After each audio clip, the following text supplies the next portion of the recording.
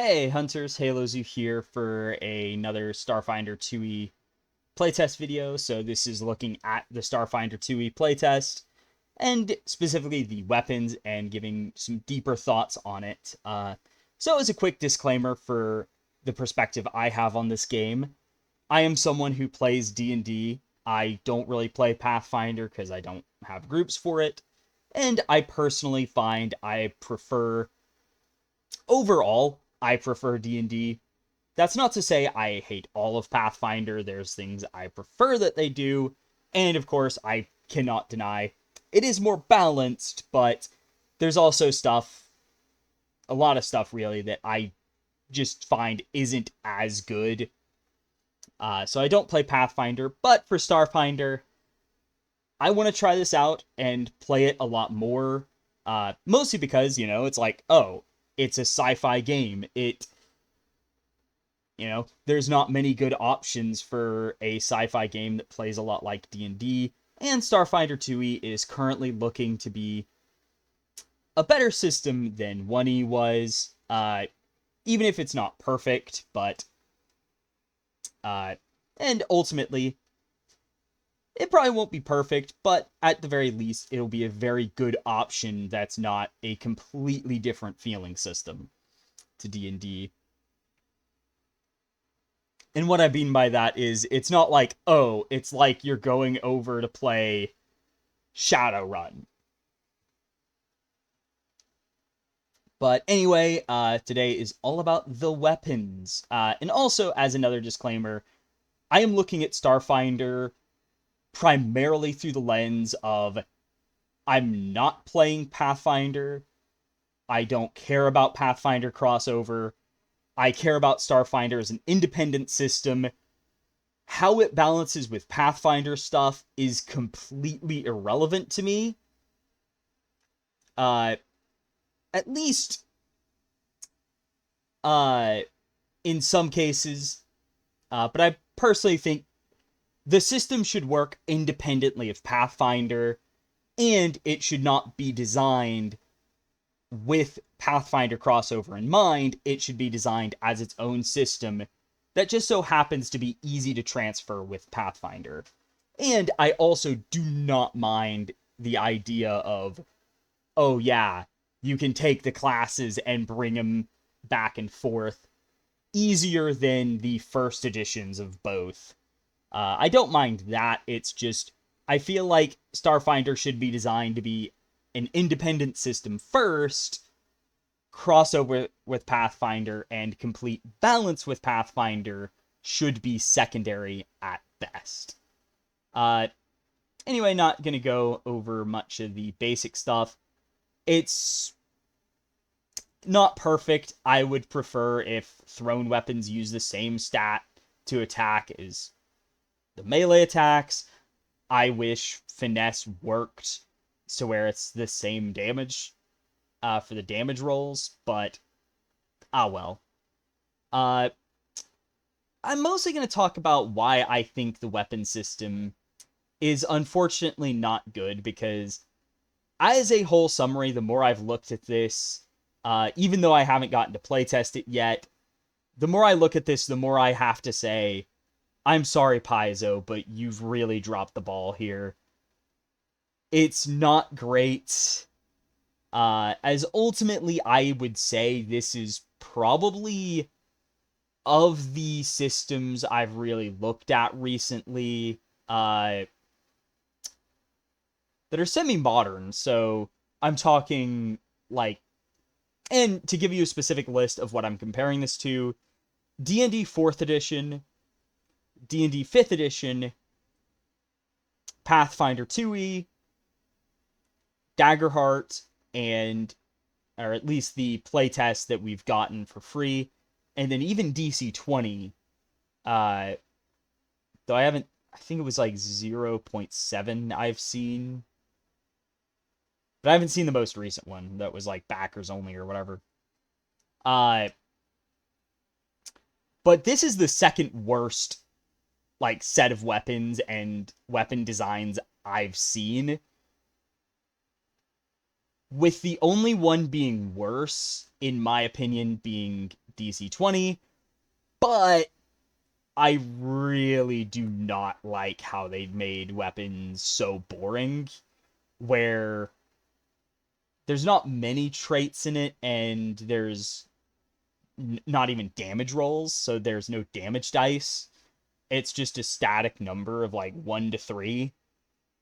Or I think 1 to 5, actually, but point being, DC 20 is very different, and I really don't like how they simplified damage, which does cause me to find that even more boring and bland than 5e. And I'd say this is overall worse than 5e, but for a variety of reasons that where ultimately I'd say if it released like this, I would laugh it out of the room, because there's some hilariously bad design here that I don't even know how this made it to print like this. I'm sorry, Paizo. As much as I want to give you the benefit of the doubt, some of this feels like something is just straight wrong and needs to be fixed. But we'll talk about that issue in a bit. However, some of the other notes to keep in mind. So, the new traits that they've added, so there's a few new ones, but some of these feel like they're a bit lackluster. Granted, I find that the weapon traits are overall worse, in my opinion, than 4th edition D&D, where, like, at least they have finesse running around, but, I mean, you've got stuff like, arc. Oh yeah, it jumps to a different target if you would hit that target with the attack roll. So let's say, and regardless of if you hit the first target or not, it then arcs off, but you only get 1 damage per die, and it's always electricity, which I find is just a bit lackluster. I would have liked if arc was at least like 2 damage per die, and also was not just electricity, so they could have a bit more variety with it, where it's like, oh well, if you have like, you might have a fire weapon that does arc, or maybe it's a laser weapon that bounces off the target to another, and it's like a ricocheting laser weapon. I think that would be cool, just to have arc be it's not tied to electricity. It's primarily on electric weapons, but it is not beholden to it's always electricity. But that's just a personal preference. Some, of course, come back, though I think there's some mixed stuff, like Breakdown.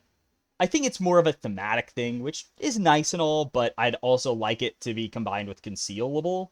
So if it is broken down, it also gets Concealable, which just makes sense to me, is like, especially because like some of the weapons it's on, it's like,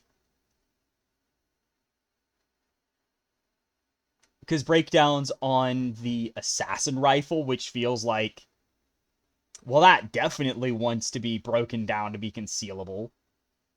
And then the Card Slinger, which it's a deception weapon, it should be Concealable when broken down, as well as like, oh yeah, it's just a card deck thing. It's not a gun. And then some other issues, like I mentioned it in the big, like, first impressions video, but kickback is just bad. Like, it's basically just worse propulsive, where, yeah, you always get it. You don't need the +2 strength to get 1 extra damage, but there's no reward if you have +4 strength, or even +6 or whatever. So if you have higher strength, there's no reward for that. Also, you have to have that +2 strength, or deploy a bipod or tripod and stick yourself in place in order to get a normal attack, because otherwise you're stuck with a -2 penalty for 1 extra damage. That's it. That's all it does. I mean, the only way they could make this worse, honestly, was if it was precision, which would mean that, oh yeah, certain random enemies are just straight up immune to your effect because reasons that probably should have been left behind in 3.5, honestly. Or at least left behind in first edition Pathfinder. But as it is, though, it's still pretty bad because it's just... So you're telling me that I have a -2 penalty to my attack roll for 1 extra damage, even though it's... Like, we've known for a long time that a -1... Like, 1 attack bonus is worth 2 damage. Yet, this is twice the attack penalty for the damage. It's like, this should at least be 2 damage, so it's a 1-to-1 conversion for attack bonus versus damage bonus. But, well. Then there's some others like Backstabber where it's like, yes, if it's flat-footed, you deal 1 more precision damage. And it's +2 on a tracking weapon. It's like, it's hard to get excited about +1 damage. I mean, at least Backstabber, it's just on top of what you already do. And there's no penalty for it. It's just, hey, here's something that's just upside. But then there's even more jank, like Concussive doesn't get affected by vulnerability, which is, I think it should, just as a, hey, if a target is vulnerable to bludgeoning but not piercing, or piercing but not bludgeoning, it should also trigger. But it's kind of ambiguous where it's like, it feels like it should trigger, but it doesn't. And then there's Professional, where you can just casually ignore the type, where it's like, okay, well, you can use this weapon if you have training in this skill as if it was a simple weapon, no matter what it actually is, and all that. So regardless, with Professional, I feel like it's a cool idea with the, like, the whole, like, oh, it can be used as a tool for the listed skill, and you use the tracking bonus, or any bonus to attack rolls as a bonus to the skill check, which is pretty cool in my opinion. Like, it's a cool idea. It's just the last part where you can just casually get proficiency with a weapon you're not supposed to have is just, in my opinion, not a good idea. I feel like that should be a feat. And there was another that I felt like should be a feat. It was Thought, where if you can communicate with the weapon telepathically, then you have proficiency with it equal to your simple weapon proficiency. So those are both very powerful traits that I feel like getting them as simple weapons should probably be limited to a feat, where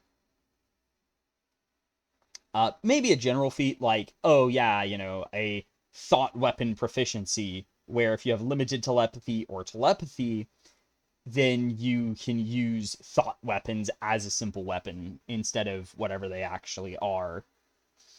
And same for Professional, where there's like a skill for it, or like a feat where you can grab it and say, hey, if you're proficient with a skill, or maybe it's an omni skill feat where you take it and any weapon you have with the Professional trait for that skill, you get access to them as if they were simple weapons, but just for that skill, or that skill's weapon. So, like, let's say you had Performance, and you took that feat, then you would get the Singing Coil as a simple weapon for you. Some other jank that has occurred is, unfortunately, one of the new things which feels, in my opinion, like utter jank that I think hasn't panned out well. And it's like, I kind of get their initial thinking. I just have to question, but why the hell did you do all these other things that make it just not function as well as I think it could? And that is area fire and auto fire. So both of these use your class DC instead of weapon proficiency. So what this means is that your skill with weapons does not affect, your level of proficiency with weapons does not affect these weapons, which also means their rarity, whether they're simple, martial, or advanced, is actually completely irrelevant because you don't use your weapon proficiency at all. I don't even think there's really a penalty for using it where it's like, oh, yeah, it doesn't really do anything because, like, it doesn't matter if you're proficient with advanced weapons or not. It's just, it still functions as, hey, this is your bonus. So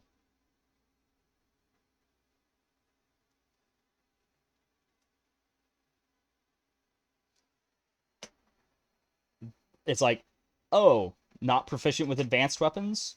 Doesn't matter. You can use an advanced area fire weapon just fine because your class DC isn't what your weapon proficiency is. Which leads to a lot of issues, in my opinion, where it's just, so you mean to tell me that a witch warper could, in theory, and emphasis being in theory, grab any, like, advanced area fire weapon and use it just as good as a soldier of roughly equivalent level.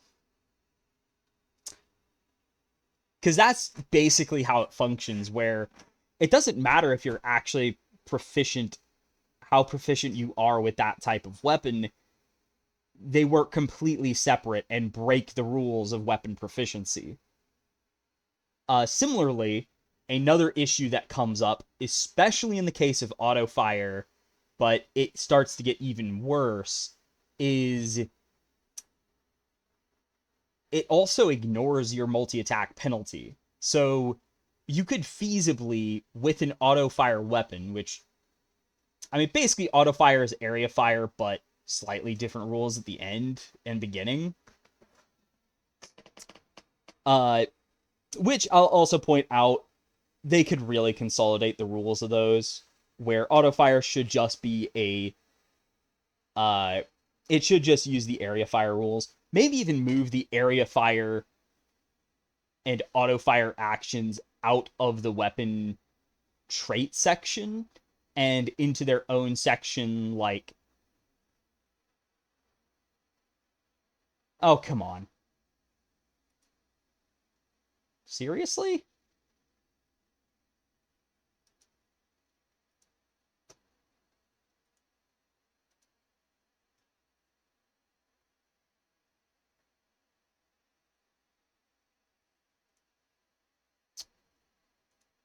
Excuse me, Lumen is being stupid. But anyway, it should be with, like, the weapon attack rules instead, because it's supposed to be a big thing with the system that you're regularly using. So I feel like how area fire weapons function should be listed there instead. I'm just gonna open it in a new one. And I have to open it with them too, because the other one that it, like, allows you to choose from is got a file size limit for whatever reason. All right, technical difficulties out of the way. But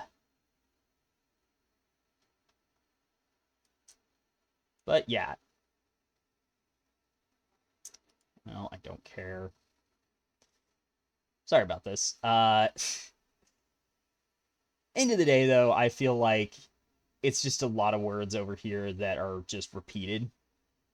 But regardless, you can shoot with an area fire weapon, then, or like do a normal strike with an automatic weapon, then auto fire with no penalty. It's literally, oh, hey, I shoot that guy normally, and then auto fire, and there's not any penalty to the DC or anything. So it currently ignores multi-attack penalty. And that's another thing where I would say any bonuses to weapon attack rolls, or bonus and penalty, should apply to the save DC for area fire and auto fire.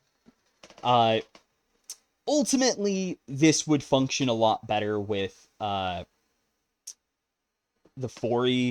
D&D 4E rules, where instead of being saving throws, stuff like reflex was a defense, so you would roll against it, but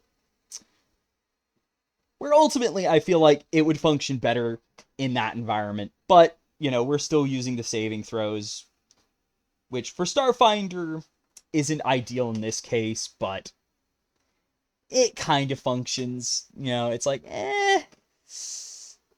it kind of works. It's just, I feel like weapon attack bonuses and penalties should apply to the DC for area attacks. Similarly, I also think it should not be scaled off your class DC stat. So,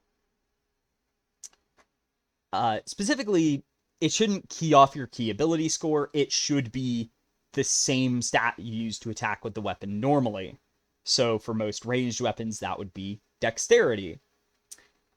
Just so it's the same stat, because that leads to more jank with auto fire in particular, where the normal strike and the auto fire use two completely different stats. Like, it's some stupid amount of time, percent, but don't know the precise percent, but basically 1/6 of the time in Starfinder, you'll be a class that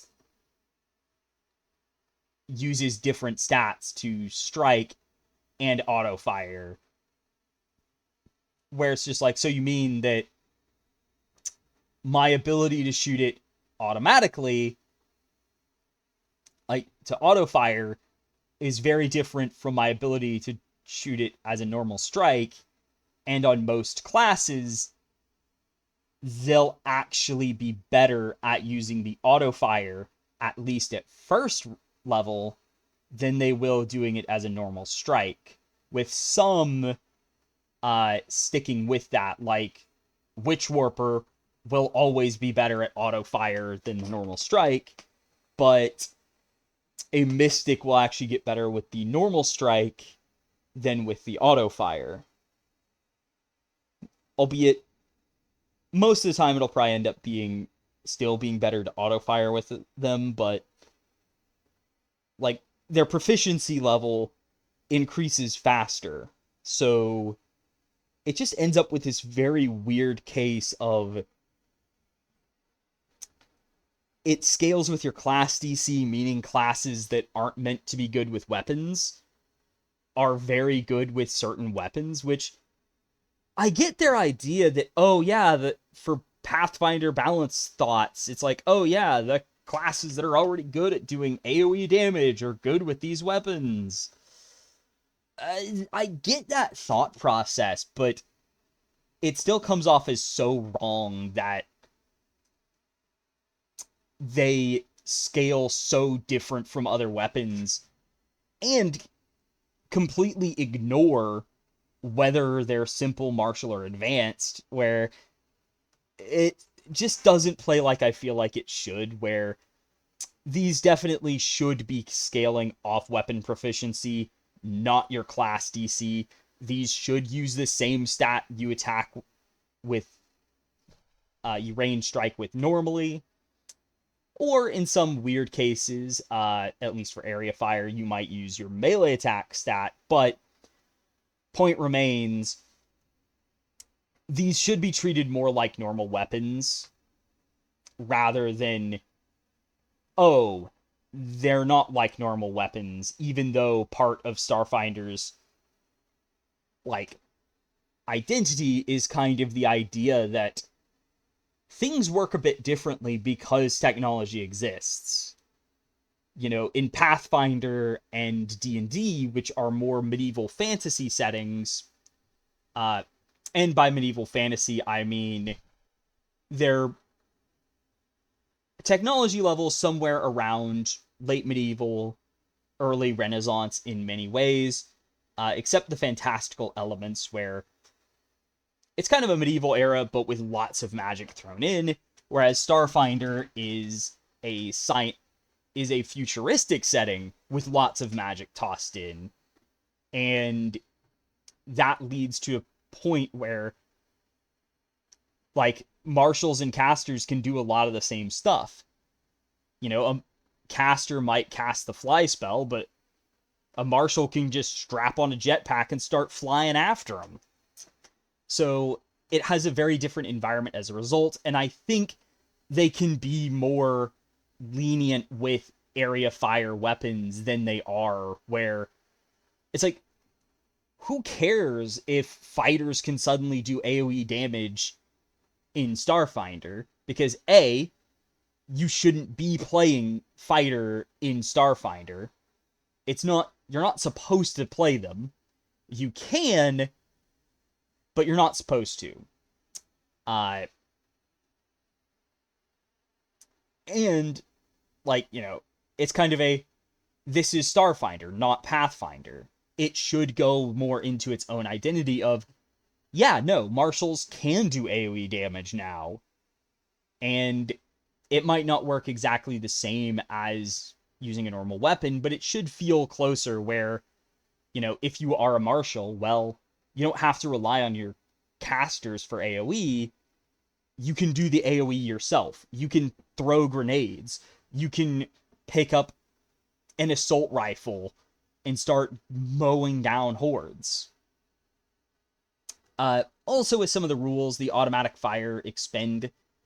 So currently it's the number of targets times 2, though one thing I'll say is that this should probably specify if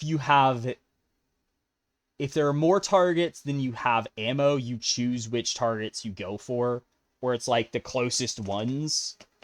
So it's not kind of ambiguous where you can actually, like, it's not clear if you have to have up to the number of shots you can take in the area, or you can't area fire, or if, like, you can, but if you run out of bullets, it doesn't actually matter. Where it's kind of ambiguous as to what happens if you have more targets than you have ammo. Or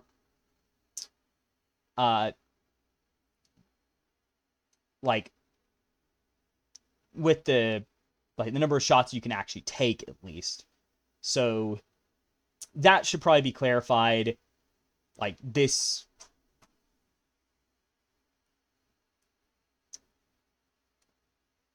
that at least can be cut and moved over somewhere else, and consolidated with this. But otherwise, it's like, it works, but I don't think it works as well as it could. Then injection weapons. Like, I looked at this, and I'm like, oh, that is needlessly annoying. Because basically the idea is that if it's a melee weapon, you hit a target, and then you have to use an action to inject them. But then with a ranged weapon, you just shoot and they get injected automatically. You don't take an action to inject them. That is just needlessly complicated. And there's also other problems with the injection weapons that we'll see, but those get to be a bit interesting. But then we get to crit specializations, and this is basically the weapon type list as well. There is a lot of them that are just persistent damage, but the weirdest one for me is the dart. So this is the type that appears on injection weapons, and it does bleed damage on a crit. So what this means is whenever you crit with an injection weapon, you bleed the target. This leads to a very weird situation where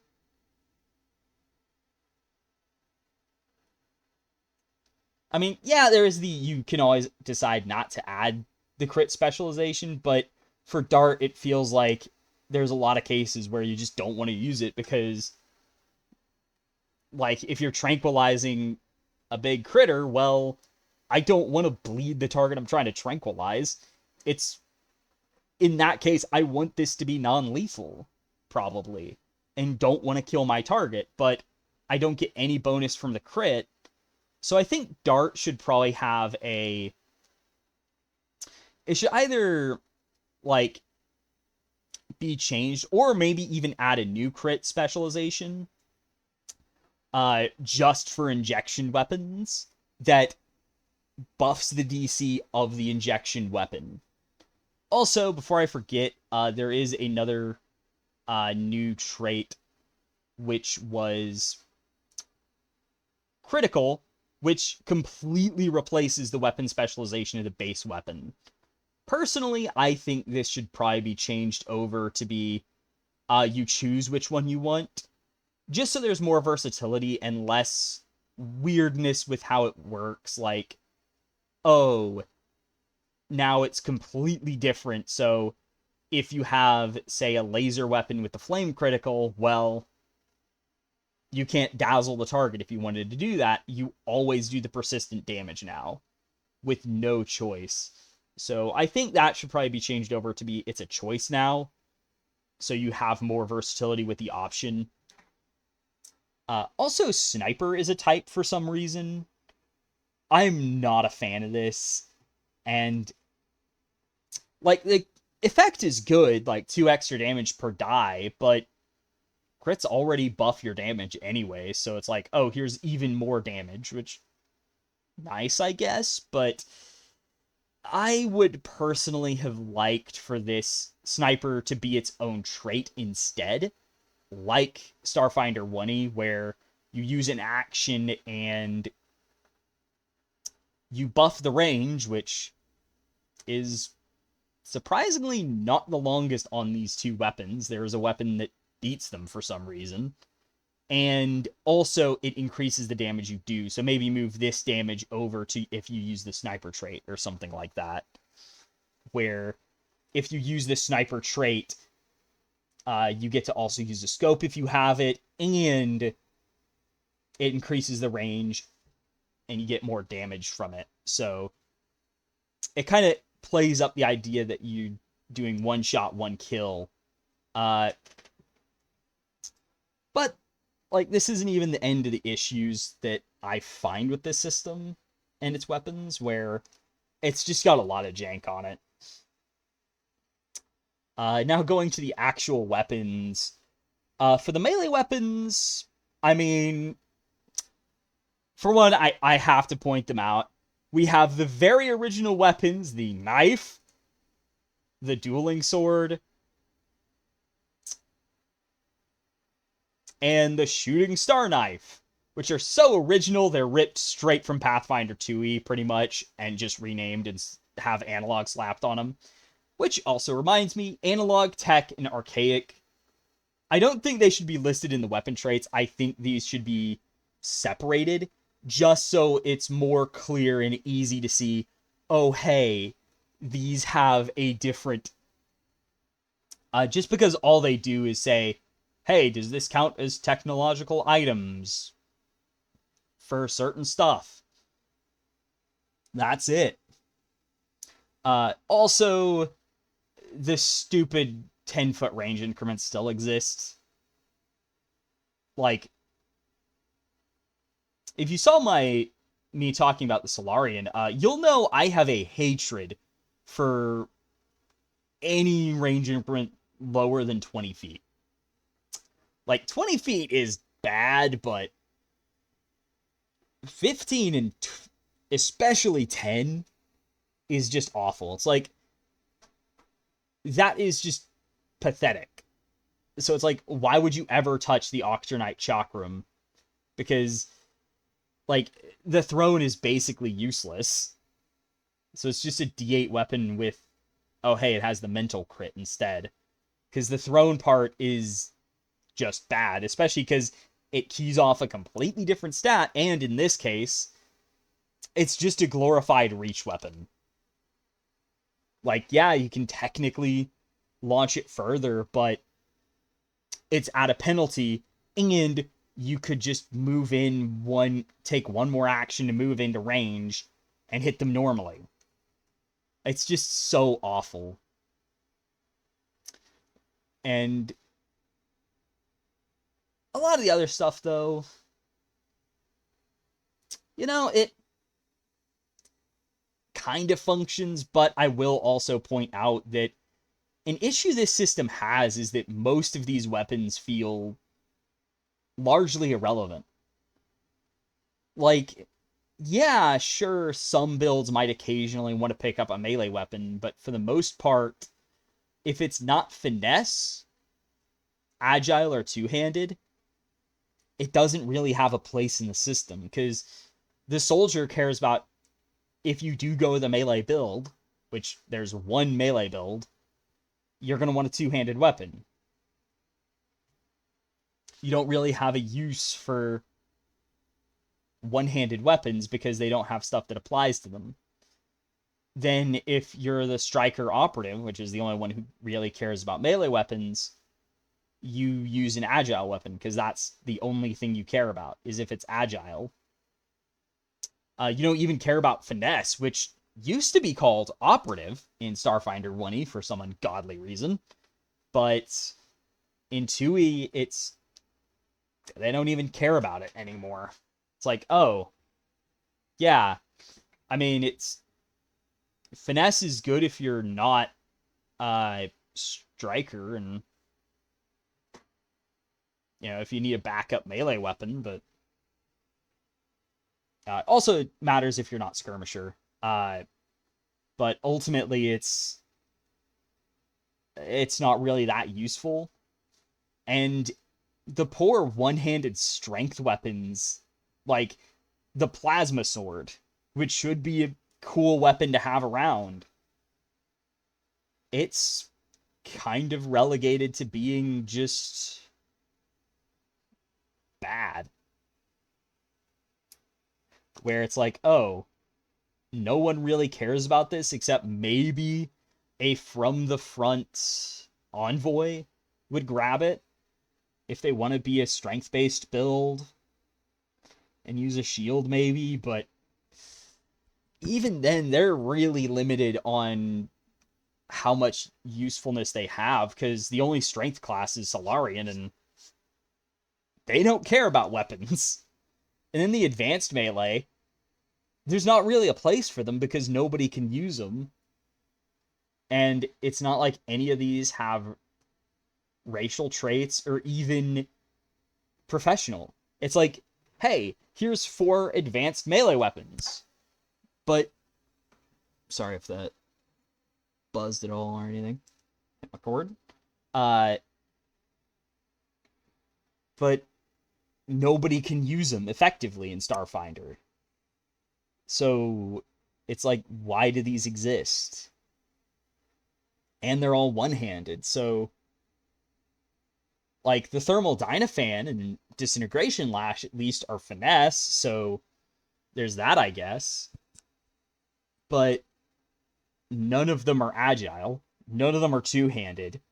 So it's a lot of work for weapons that you don't really want to use. And also, for melee weapons specifically, there's the powered trait, which is just hilariously overpowered compared to the ammunition, because basically you get 1 charge per day as a cost, which is pretty crazy, where weapons will constantly be running out of ammo and you'll be going through batteries and stuff. But melee weapons? Yeah, no, they're fine a whole day being powered. So on the most basic battery, that's 10 days of battery life. And the next level, you get 20 days of battery life, which is almost 3 weeks worth of battery. Yeah. And it only gets dumber from there, where it's like, yeah, no, it's pretty absurd how much you get out of those, where they're just value upon value. It's kind of crazy how overtuned that is, where I'd say it should probably be an hour, 1 charge per hour, just to make it more balanced with the economy of ranged weapons, where they just eat through charges like no tomorrow. But so melee weapons should at least use batteries a bit faster than 1 charge a day. And, like, you know, you last a week, well, over a week, on 1 basic battery. Then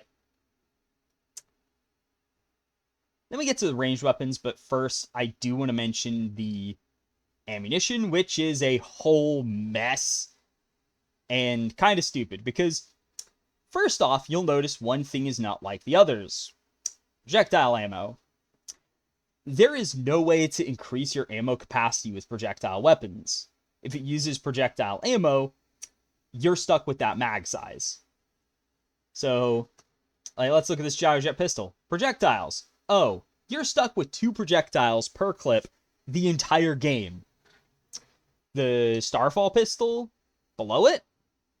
Oh yeah, that's constantly increasing in battery size, where it eventually ends up at like 100 charges per magazine. Yeah, it's absurd. Where it's like, it's also a 2 shots per reload weapon, but it's like literally next level it becomes 4 shots per reload. And it just goes from there until it's 20 shots per reload, while the gyrojet pistol is stuck at 2 projectiles per clip every level. So they definitely need to add a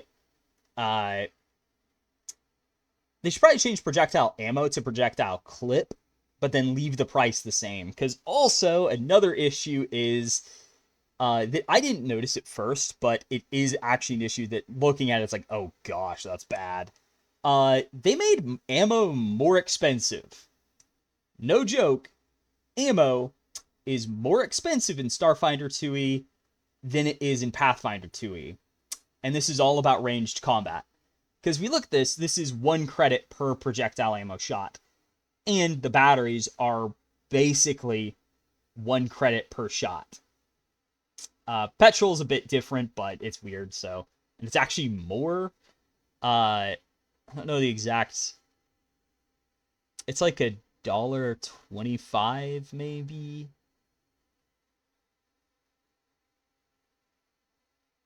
Yeah, it's complicated math for that. But, you know, it's a lot of money for. Yeah, it is $1.25. Or a credit 25 per shot in petrol. Let's look at Pathfinder 2e. Arrows. 1 silver piece. So, for reference, credits are 10 for 1 gold. So, basically, credits are equivalent to silver. 1 silver gets you 10 arrows. 10 crossbow bolts. 10 backpack catapult stones. And backpack ballista bolts. I don't know why that's the way it is, but it is. Then 10 firearm ammunition is 1 silver, though 1 silver also buys you 5 rounds. Yeah, I don't know what's going on here, Archives of Nethys. Like, you're a great tool in theory, but I question your usefulness at this moment. But ultimately, it's like, okay, so you mean to tell me that in a game where ammo is supposed to be more important than ever, I have to pay more for ammo? Really?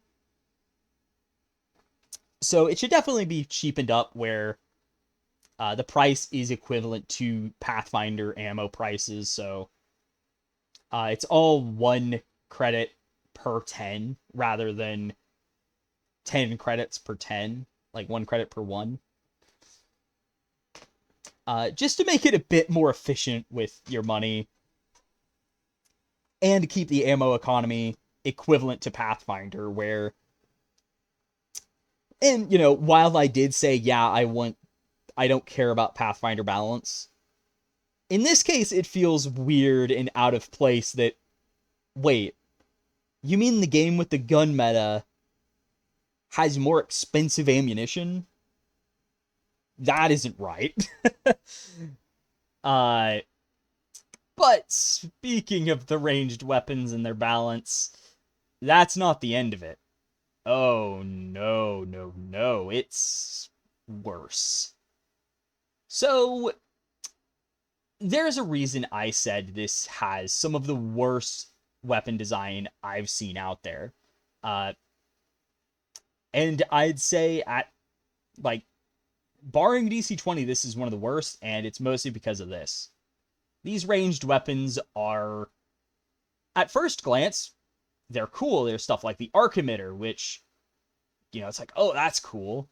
The assassin rifle, kind of cool in theory, but then you start looking at some of the balance, and it's just, wait, so the Seeker rifle has 120-foot range, 6 projectiles per magazine, no unwieldy, and it still deals D10 piercing, but the assassin rifle still only does D10 piercing. It has less range, and it has unwieldy, and it's got 1 projectile per magazine. Same with the Shiranai rifle. It's like every time you have to reload. Every shot is a reload. So you mean I have to take more reloads just for these traits? Like, yeah, Fatal D12 is cool and all, but I mean, it's got volley and kickback, which are both kind of annoying. The assassin rifle, I mean, it has backstabber and breakdown, but it's still 1 projectile per mag, and yeah, the Seeker rifle has a reload of 2 actions, but I mean, you're still reloading way less, because, I mean, you can reload every 3 turns. Or at least you have to reload after every 3 turns. But at a minimum, because you can shoot twice. Or, well, you can shoot 3 times per turn. So you in 2 turns, then you have to reload. So, but you could also shoot once on 6 different turns and get way more ammo efficiency out of it. And it has better range, and it's a simple weapon. It's like, so wait, you mean to tell me that a simple weapon is the longest ranged weapon in the game? Not even martial or advanced. It's a simple weapon, and it kinda puts the 2 sniper rifles to shame in some ways, where You just get more shots and less time spent reloading, and don't even have to worry about unwieldy, which unwieldy itself is also a kind of weird and dumb property. Like, it's on the stellar cannon, which we'll talk about this more later, but it's like, okay, so an area weapon also is unwieldy, even though unwieldy barely matters on it. It's like, I mean, I can't really attack multiple times anyway unless I'm hasted, so why have unwieldy? And I do think they could probably make area fire one action. Auto fire can stay two, but area fire should be one action, but then rely on unwieldy to say, no, you can only use this weapon once per turn, and let it be a bit more aggressive with them, and make it more convenient so you can do more actions, but you might still have, like, a 2 reload weapon. And, it's like, oh, we've got 2 automatic weapons here. Like, at first level, the machine gun is just straight up better, because you can hit up to 10 enemies per reload with it. And yeah, it has 2 action reload, which is very annoying, but you can get around that on Soldier easily enough. And, it has 20-foot range, but the roto laser, well, next level, it catches up to the machine gun and ammo, and it has only 1 action to reload. Yeah, it's got 5 feet less range, but honestly, for a weapon that's going to only keep targeting more and more targets per shot, auto fire, because it goes up to, you can target 50 enemies once you get the elite battery. There's no Paragon battery, but yeah, being able to shoot 50 enemies with 1 roto laser clip while the machine gun is stuck only targeting 10, it's just ridiculous. It's like, what the heck is this? And then we go to where this system really falls flat. Advanced ranged weapons. So, Aeon Rifle I think is actually pretty cool because it has the very unique Aeon and caster traits, which is basically a whole bunch of magic item stuff, kinda. Where it's like, okay, that feels like it should be an advanced weapon. Okay. Cardslinger's professional, so it doesn't even matter. But, wait a second. This has a 20-foot range.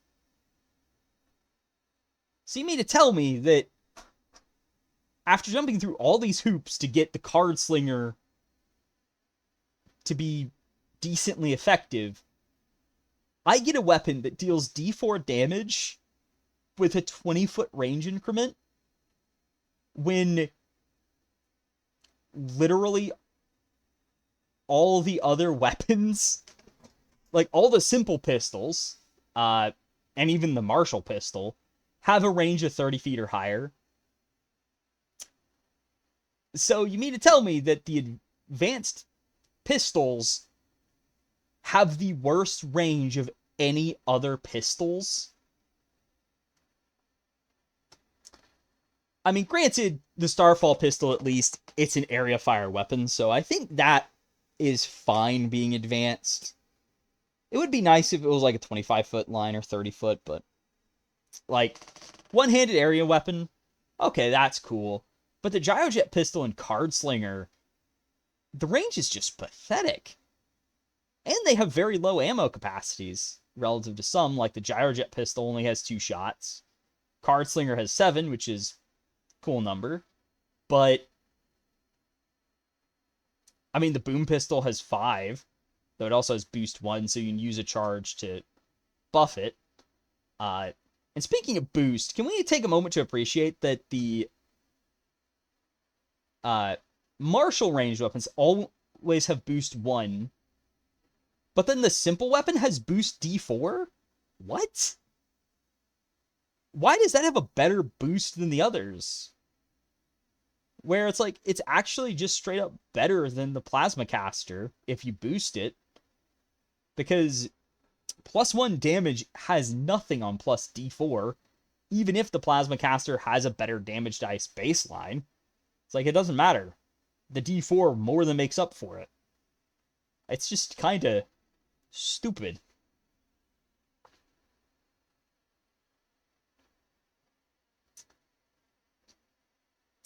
I mean, and then of course, it's like, the semi-auto pistol is 5 shots.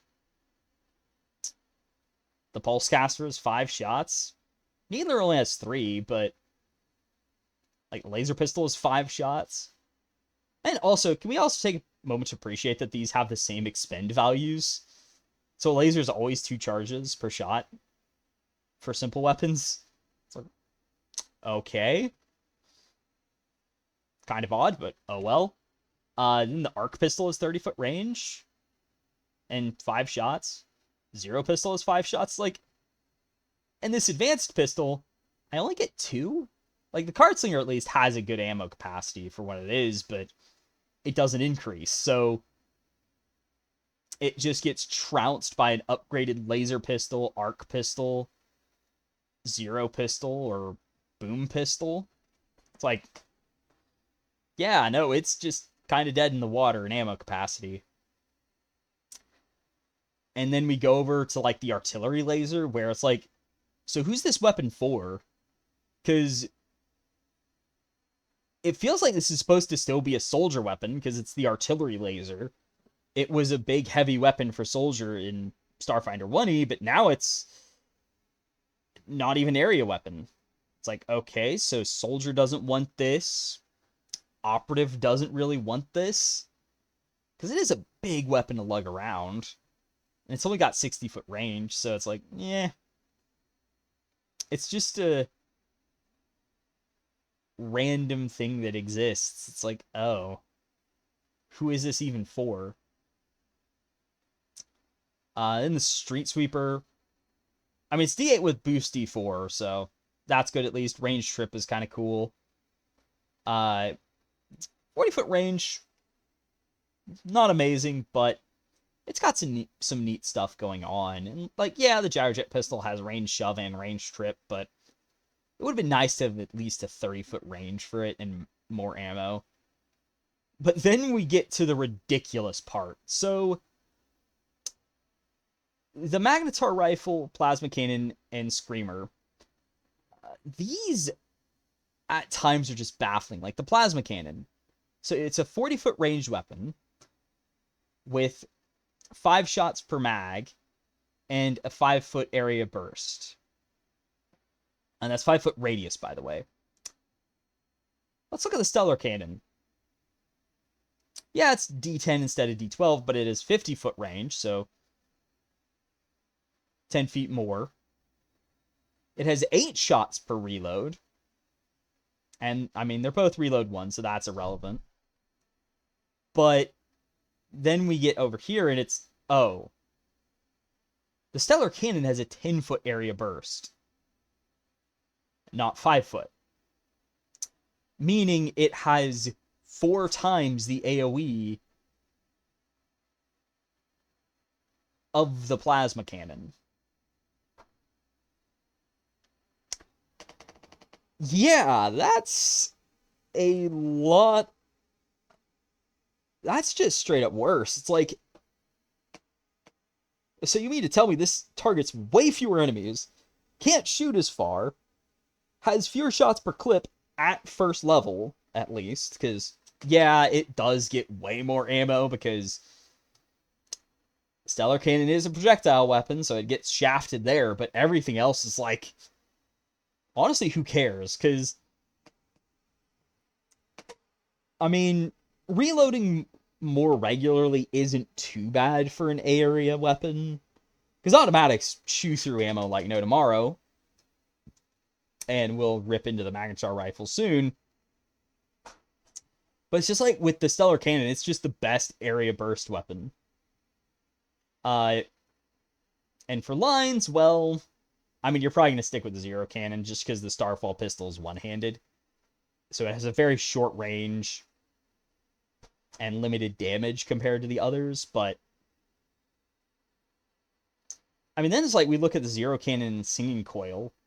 Like, the only significant differences is that the singing coil's shock, but you only get one shot per mag at the start, and it does less damage. It's like, why does that have an expend value of 10?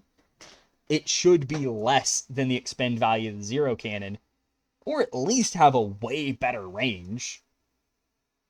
Like, could it not be 60 feet, maybe? So then at least would have a lot more distance that you get out of it, or maybe it's a wider line. I don't know. Just anything to make this actually worth taking, because professional doesn't affect it at all because it's an area weapon. I mean, with the exception that you can use it for performance, of course, which is cool, but otherwise it's like, it doesn't matter. And it's not like you're using this on an envoy because, I mean, they don't really have the actions to use area weapons right now.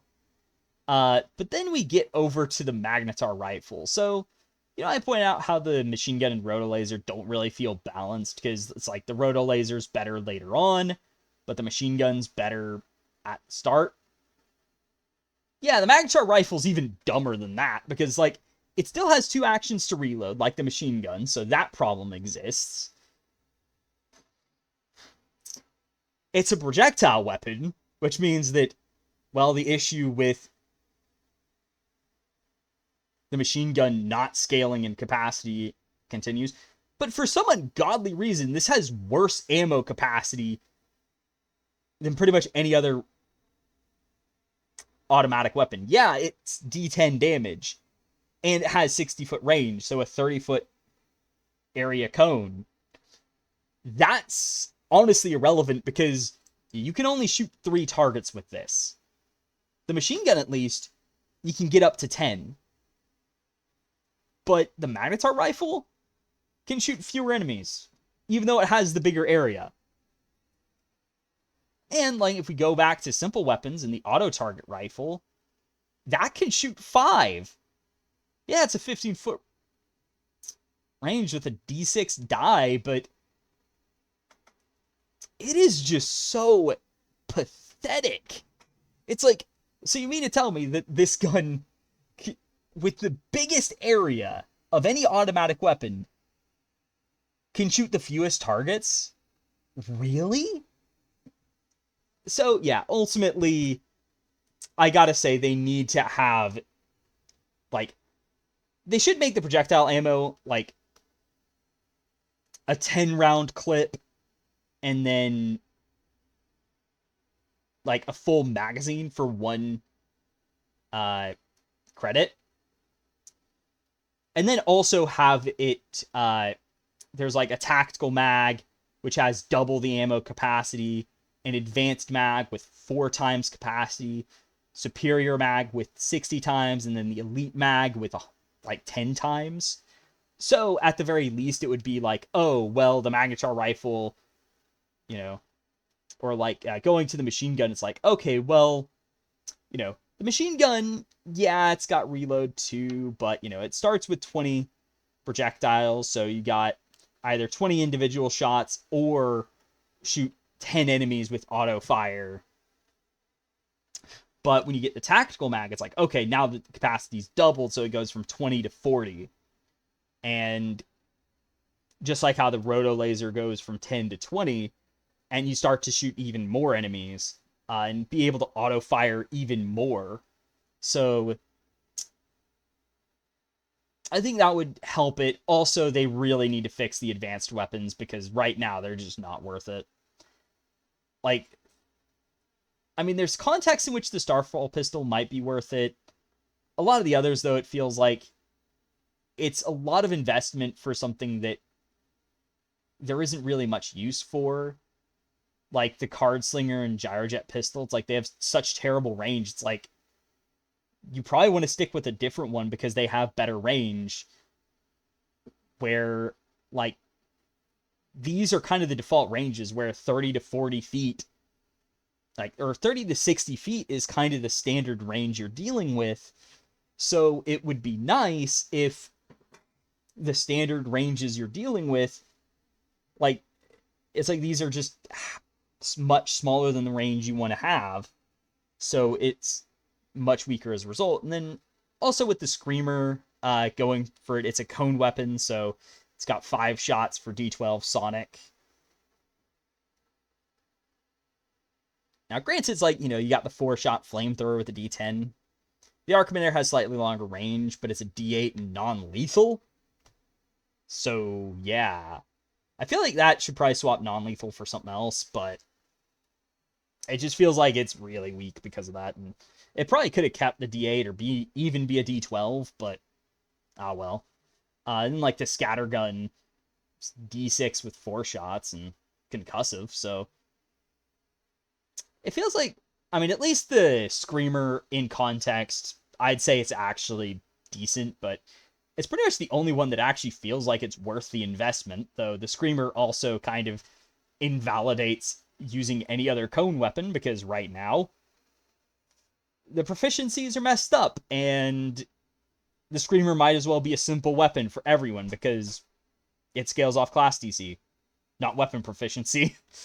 So, yeah. And of course, there's also the crossbolter, which, because we made fun of the other weapons, it's just a crossbow, but it is actually better than the crossbows in Pathfinder, because it is 1 action reload, but it has the D10. So it's basically the heavy crossbow, but 1 action reload in Starfinder, which, fair. So yeah, those are my thoughts on the weapons system. Like, it definitely needs work.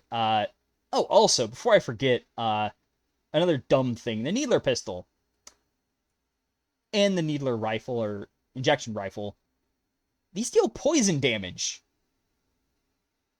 So, yeah, you just gave these weapons the worst damage type you could possibly give them, except maybe Vitality and Void. And specifically only Vitality or Void. That's just awful.